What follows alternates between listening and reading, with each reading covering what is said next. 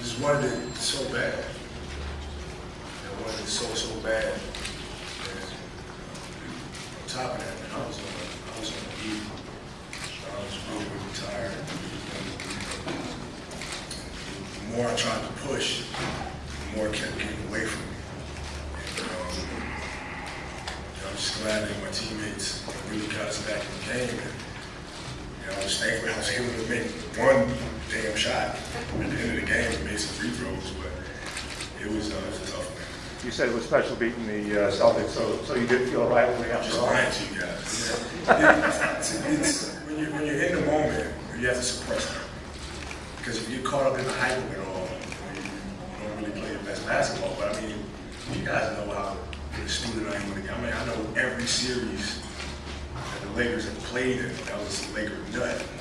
I know every Celtics series. I know every statistic. So, it meant the world to me as well, but I couldn't focus on that. I focused on playing. Get on right.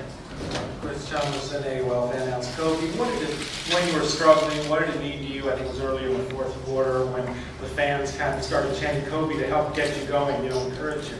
What did that mean? You know what?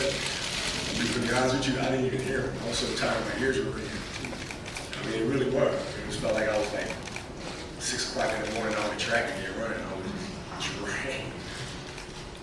On another note, you said after the game, I believe, that this was the hardest of the titles that you've won.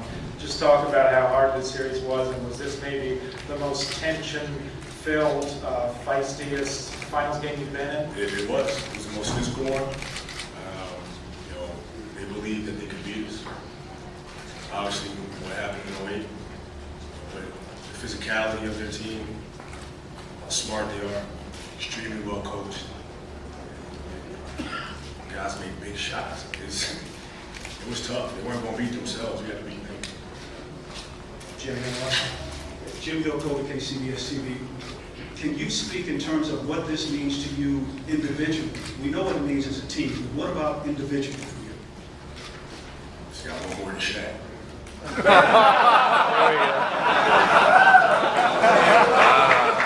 can take that to the bank.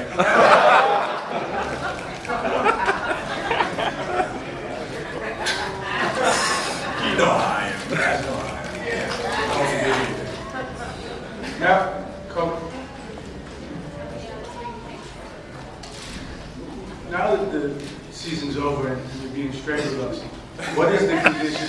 What is the condition of your body, and what is the toll of all these games?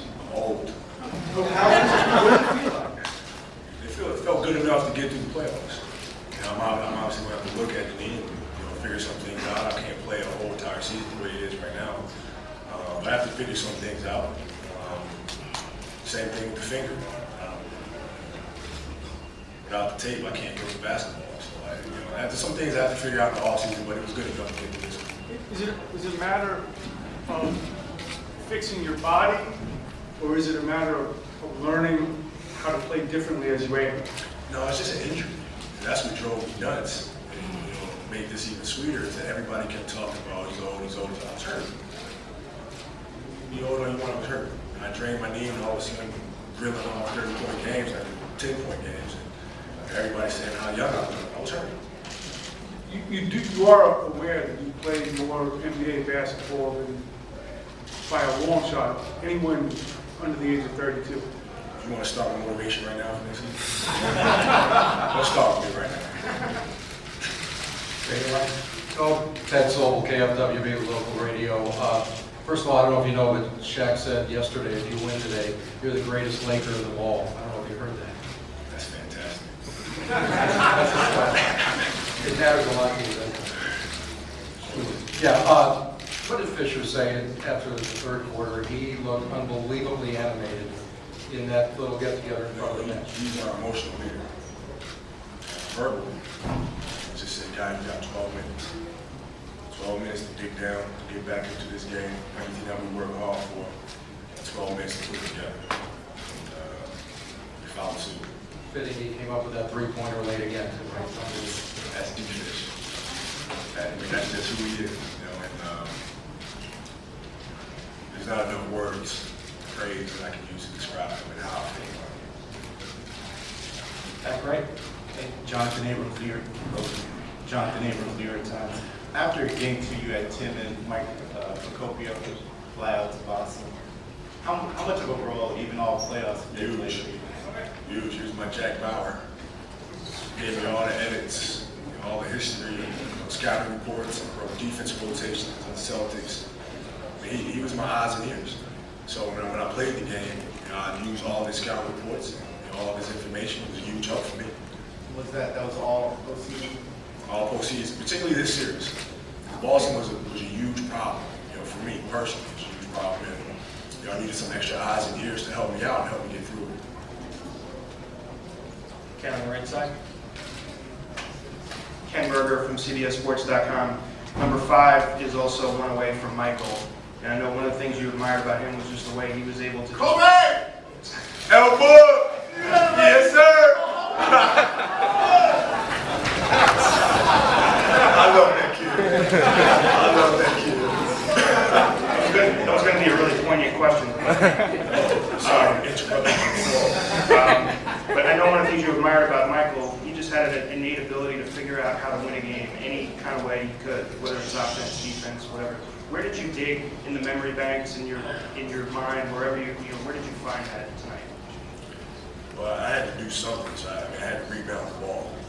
Rebounding was a big key for us, and it was a big focus for me. And, it's whatever it takes to win the game. You got to do whatever it takes. Man, that's my job. Sometimes shots not going to fall. You got to figure something out to try to help your team win, and nobody was better at it than him. Speaking of him and number 5, how much does that mean to you, taking one more step toward that mark? I don't know. I mean, it's tough for me to really put that in any kind of context in terms of he and I goes, because 90% of what I've learned and what I figured out comes from him. So this is not a situation where it's me and Shaq, rivalry kind of thing, or winning. It's not the same thing. It's different. It's more it's a genuine love that I have for him. And what he's done for me is completely different. Back right, Ryan. Where's Stephen A? The Pickens as favorites. Where's he He at? was doing the view. Huh? Doing the view. Stephen A. Smith was doing the view. Hot. And for Goldberg. Hot. Right, back right. Kobe Bryant, Morning Associated Press. If you don't mind, one quick look ahead. If you're able to get back here next year, can you envision it being possible that you're playing some kind of LeBron Wade, LeBron Bosh combination? Would you welcome that? And do you think that's what it'll take to Be be doing what? Playing against one of them? both of them? Playing against a team with multiple guys like that? Would you like Listen, that? you just want to just emotionally drain me? Somebody ask a question? I don't want to think about that. Those guys, I've seen those guys up close and personal. I don't want to think about playing against both of them at the same time. I want to enjoy this for a little bit.